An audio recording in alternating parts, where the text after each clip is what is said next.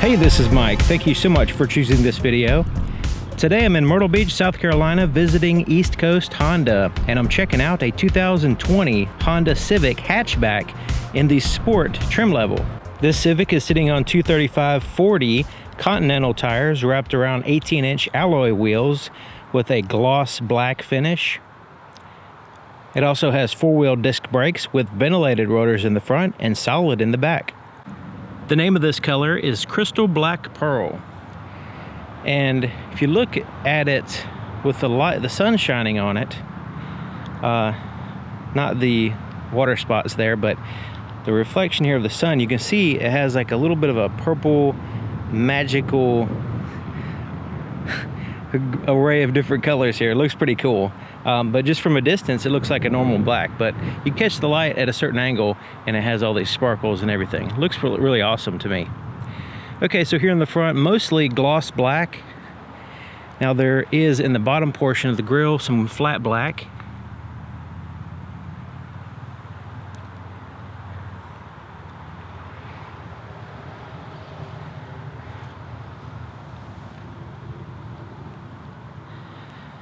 The headlights are powered by halogen bulbs for your low and your high beams. The low beams are in a projector tube, the high beams are in a reflector with black bezels.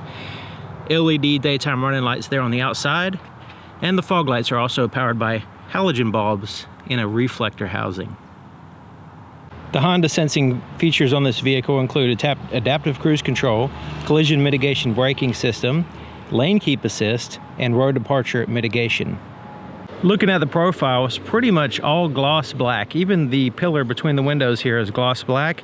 The only flat black I see is these little flaps behind the wheels, little mud flaps behind each wheel. Kind of integrated in there. It looks pretty decent. This is what the key looks like. It's a proximity key system designed to where you can just keep it in your pocket and use the vehicle 100%. Now it has the lock and unlock, remote start, the ability to unlock the trunk, and a panic button. There's also a physical key on the inside when you need it. It's in there. But as long as you have this key with you, it can be in your pocket, in a bag. As long as it's within a close proximity to the outside of the door, you can lock the doors by pushing this button. That'll lock the door. To unlock it, you simply put your hand behind the handle. It senses the key, it senses your hand position, and allows you access to the vehicle. There's also a physical key location here on the driver's side only. Take a look on the inside, starting here on the passenger side door. Mostly black interior. Now the soft touch surfaces include this portion here at the very top. Not a super soft surface, but it is a soft touch. And then right here for your armrest. That's same deal. It's not super soft, but it is soft touch. The rest of it is a hard plastic. Now this is enclosed, so you can put stuff in here, and then you have a pocket at the bottom, including a bottle holder.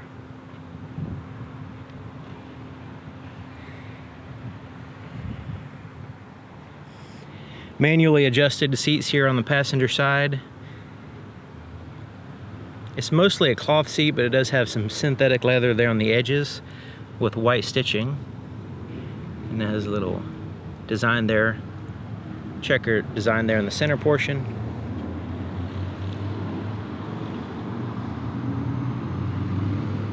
There's quite a bit of legroom here, but the seat is very low to the ground. So your legs will be sticking out straight, so you'll need all that legroom there in front of you. Depending on how tall you are, I guess. But there's really a good amount of legroom. And then there's a little pass-through there with a power supply and a little cubby for the driver and passenger to utilize. The dashboard is soft touch, kind of like a rubbery here and here. And you have some accents there. Take a look at the glove compartment. So it's a smooth plastic on the inside.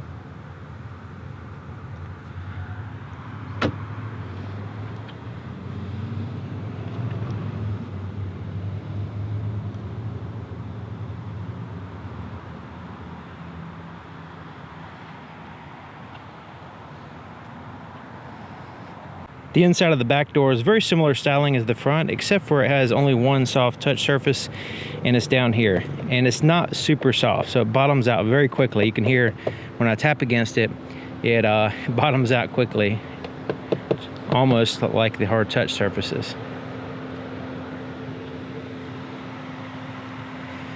So the back seat is basically like a bench seat. You do have the back portions that fold down to add to your cargo space, which is really handy since it's a hatchback.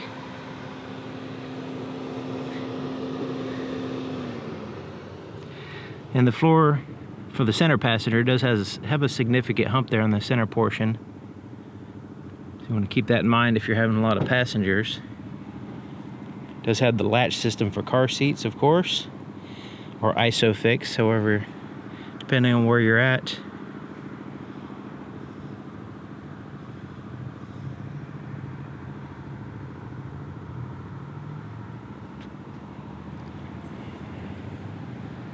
Taking a look at the back of the vehicle, it has a body colored shark fin antenna.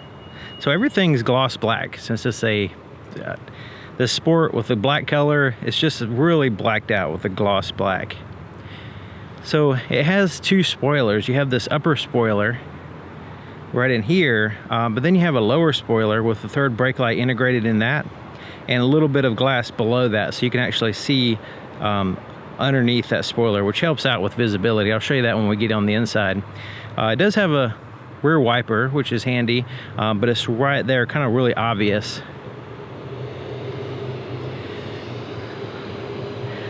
And there's a lot of design, like a lot of stuff going on back here as far as the design. You have this right here, it's all cosmetic. There's no air flowing through these vents or anything like that. And there's some diffusers back here, or at least intended to look like diffusers. And there's your exhaust tips there in the center, looking pretty cool. Now the backup camera is offset, so it's way over here. So as you're backing up, you just got to keep that in mind, that that's not in the center of the vehicle. So lifting it up, you can release it with the trunk, release it with the key, or you can just push this button under here and you lift it up. Not very hard to lift up.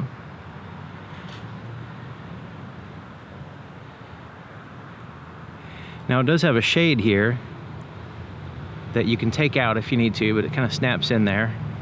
And that works together with this shade. And this one also, you can get it out of the way. It goes this way, which is a little different from some. Also, you can take this portion out right here in case you need the extra cargo space. But once you have that hatch open, it's really, really handy as far as getting things in and out of the vehicle. I love hatchbacks for that. Just a wide open space. Some vehicles have a large trunk, but just the opening is so small, you can't get anything in there to utilize all that space as much.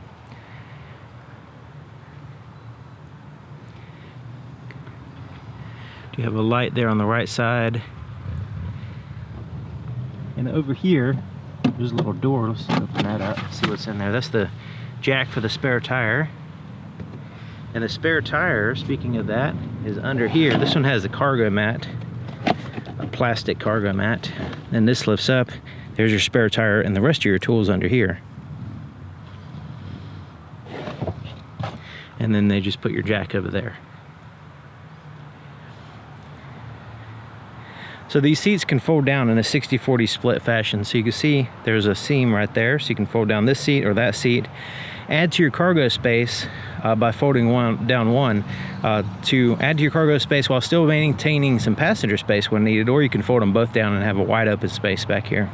The fuel door is here on the driver's side, and it's lockable, and it actually locks with the vehicle. So when the vehicle's locked, like right now, it's locked. When I unlock the vehicle, not only does it unlock the doors, it also unlocks the fuel door for us.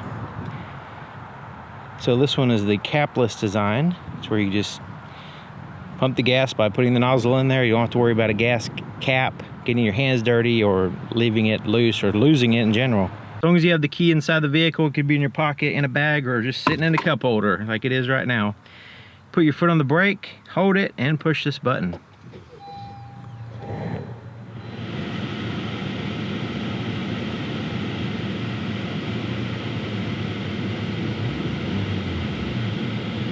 Here's the floorboard in front of the driver's seat. Now the floor mats will actually go here. They're not installed yet, but you see they snap in place to keep them from sliding around on you. And check out the accelerator and brake pedal. Has the raised rubber aluminum pedals, looking nice, kind of sporty. And then you have a footrest here on the far left. So let's go ahead and take a look under the hood. To open the hood, there is a latch a little bit to the left of center. So right in here, just move it to the right and lift up. Now the hood requires a prop to hold it up. And here's the prop here. And it swings up, and there's actually two places. You can put it here with this arrow, or you can put it in the second location and have the hood much higher, like that. It's almost straight up and down. So having it in that higher position really helps out. If you've ever done any work on cars or just done anything, changed the oil or whatever, sometimes the hood just gets in the way. Having that ability to lift it up that high is just great. There's plenty of times in which I just took the hood completely off the vehicle just so I can have better access under the hood. Okay, so here's the engine, and you notice it's not covered up with a big plastic cover. I like that. I like to actually see the engine when I lift the hood. So there is a lot of plastic here. So we have a valve cover, some intake components are plastic. But what's interesting is a lot of I point this out sometimes and people kind of think I get it wrong, but the airflow comes in right here, but this is underneath that is actually the exhaust. So your turbo's here, your intake's actually back here. So your air comes in, gets pressurized through the turbo, and makes its way around to the intake there in the back.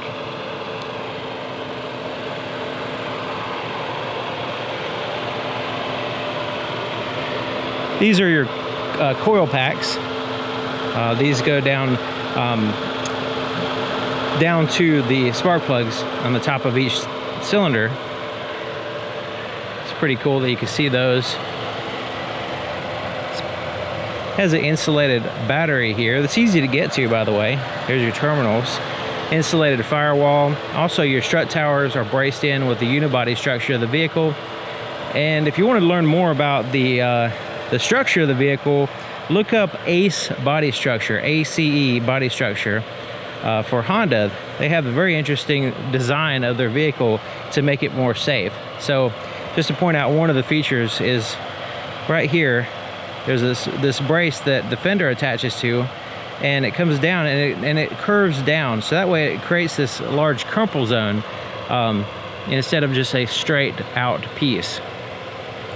You can look that up. It's an ACE body structure. This vehicle is powered by a 1.5 liter direct injection 4-cylinder engine, turbocharged as well, that pumps out 180 horsepower paired to a CVT automatic transmission. The inside of the driver's side door is just like the other side, except for it has a few more buttons. So you have your power windows. The front two are automatic, one touch up and down.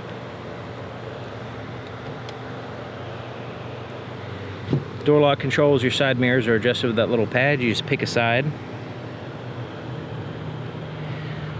Now the driver's seat typically one-ups the passenger, and this one's no exception. It has the height adjustment in addition to the standard adjusters. So this is your height adjustment.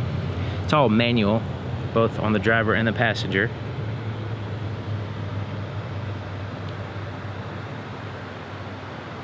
Here to the left of the steering column, there's some buttons. So you have the forward collision mitigation system you can turn off. Traction control you can turn off, default will be on. And then your lane departure alert system you can also turn off. So you can turn it on or off. It has little indicator lights here. It also has a tilt and a telescoping steering column that has pretty good articulation. But the lever for it's way under here. So you have to really feel almost to the floor to release it. And then you push it to secure it. Okay, I'm sitting in the driver's seat checking it out.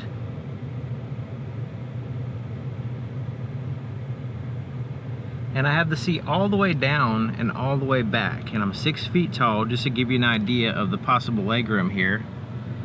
So the footrest is good. I would probably have to have the seat all the way back, maybe a little bit forward. There is quite a bit of legroom, but the problem is the seat's all the way down. So I need all that legroom to stick my legs out. So this is good. Now, if it was a manual transmission, I would suppose I would pull it up just a little bit to make sure I have a full reach on the clutch as well. has a leather wrapped steering wheel as well as a leather wrapped shift knob. We'll get to that in just a minute. But it is a really tight, high quality feeling steering wheel. Not super soft. It's a slight give to it, but it's mostly pretty hard on your hand. So if you're gripping it too hard, it might have fatigue. But you don't have to grip it hard. It has a really good power steering system.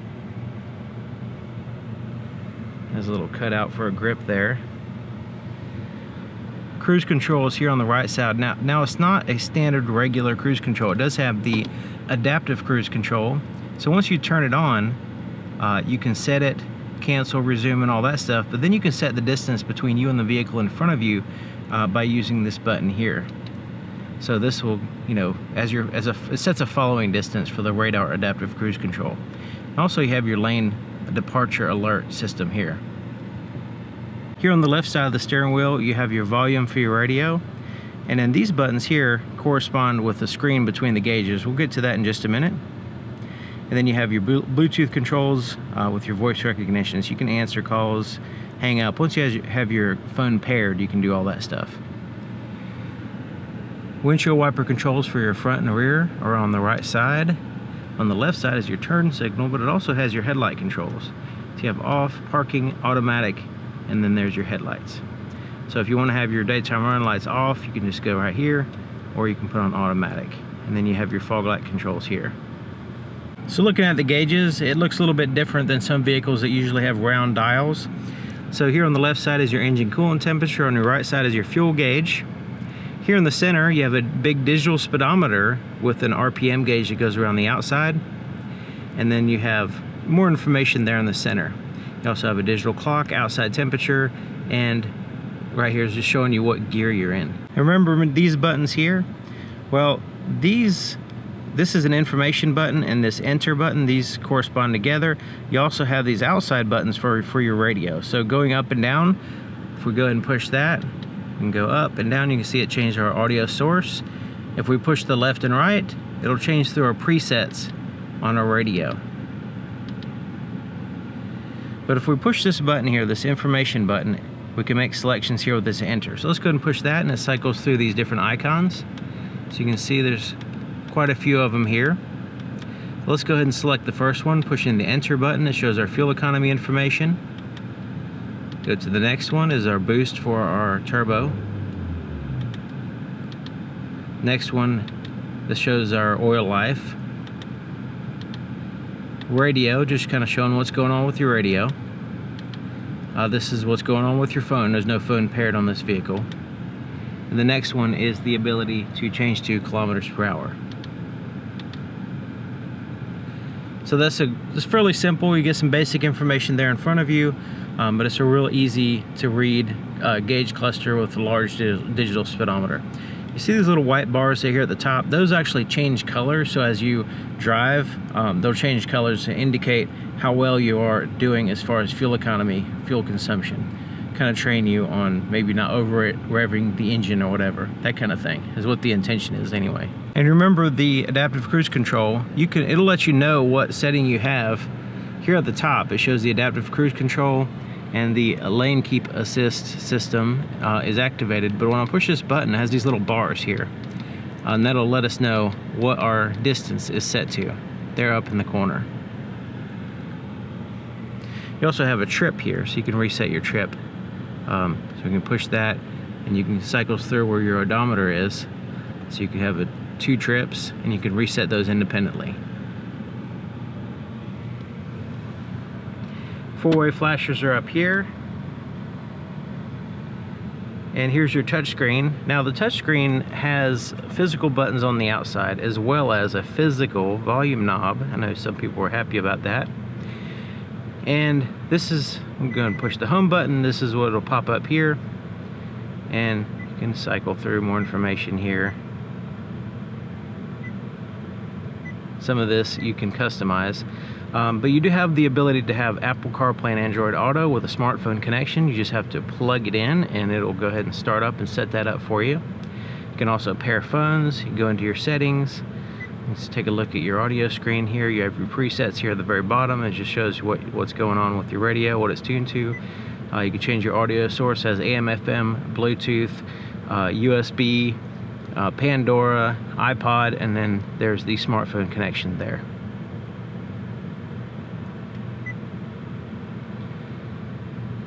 So let's go into settings just to give you an idea of what kind of different settings it has here.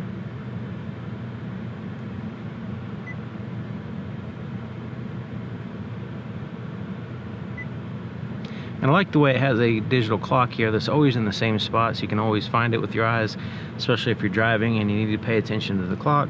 To have a nice, big, easy to read clock in a set location is fantastic. So down here there's also a button for your climate. So you have your temperature, fan speed, and some basic buttons down here, but if you need to go into more details as far as your climate, push that and it pops up here on the screen. You can adjust your fan speed if you want to on the screen, where you want the air to blow, and then whether you want the air conditioning on or off.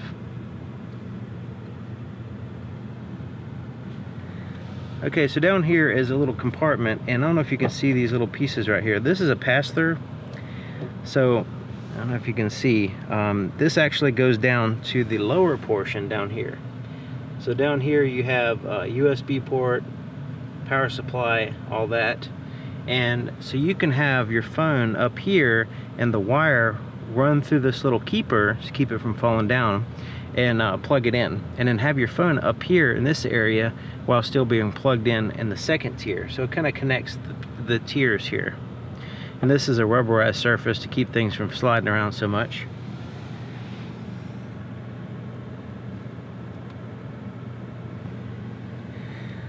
Alright, so here's your shifter, and it is like, remember, it's a leather wrapped right up here, and this is like a synthetic leather boot. Let's go ahead and put it in reverse so we can check out the backup camera. Not super clarity on the camera compared to some vehicles, but it does have, you know, you can see fine. It has different views too. So you have like this super wide, it's distorted, more linear, and then more of a top-down view here.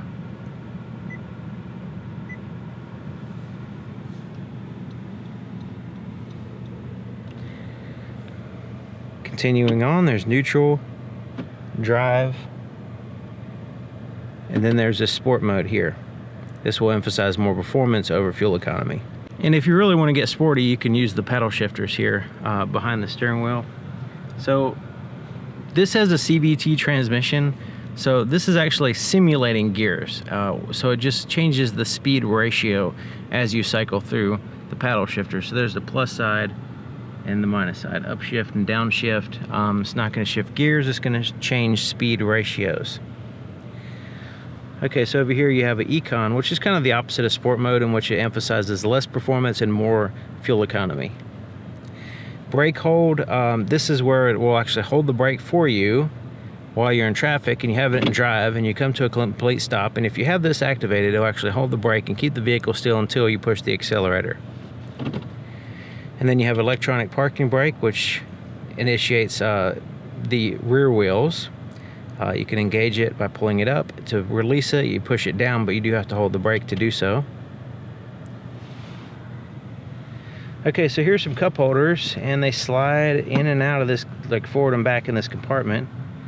So you can put like this tall cup right here. It actually has a place there at the bottom for another cup or something. And then you have your USB charge port down here, if you can see that.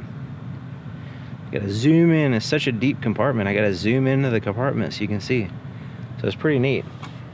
You have this cup holders. This can be removed as well. And you have this armrest. This armrest can move forward and back, and it also lifts up like so. And you have a little compartment back there, and more space here. So that when I slide this, basically goes in the back here. So you could take this out if you want, but you can also just utilize it and then have more space behind it or in front of it, depending on what you want. There's also a tray that goes here in the top portion. I don't know if this particular vehicle just doesn't include it, or if it's an extra thing that you can put in here as well. There's a second track for that.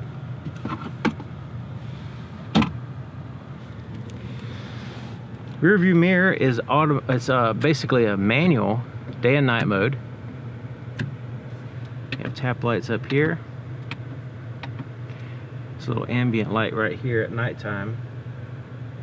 This will, you can see it's red, illuminate the center portion of the vehicle to kind of give you some ambient light. It's very dim, but it's not bright. It's not going to blind you or anything, but it just gives you some real soft ambient light inside the vehicle. You can check out my night videos. A lot of vehicles have that ambient type light. So the visors, they have mirrors. This one, there's no lights though, just mirrors. Little clip there on the back side. They extend out, and they are covered in cloth, like a soft cloth material. Okay, so looking at the visibility, remember I mentioned there's the spoiler is there, but you can see underneath it. So now you get that view of what I was talking about. You can actually see a little bit underneath the spoiler just to give you better visibility. Now there is significant blind spots back here, but like any vehicle, you do have to get used to the blind spots. But of course, it has the backup camera to help you out. All right, there you have it. 2020 Honda Civic hatchback in the sport trim level. Really cool vehicle. I've been a fan of the Civic for years and years and years, and it's really exciting for me to show off a 2020 model. That's amazing to me, 2020. So thank you for watching, and thank you to East Coast Honda here in Myrtle Beach, South Carolina. They provided the vehicle for this video, so if you can check out their website, I'll leave a link in the description. You can talk to my friend John Vinson. I'll leave his contact information in the description if you'd like to buy a vehicle. If you're in the Myrtle Beach area, I don't work for East Coast, but if you're in the Myrtle Beach area, stop on by, and if you're interested in a vehicle, well, why not have one with a Myrtle Beach sticker on the back of it? Say, hey, I went to Myrtle Beach on vacation and purchased my Honda at East Coast Honda. So thank you for watching. Thank you to East Coast Honda again, and I'll see you guys next time.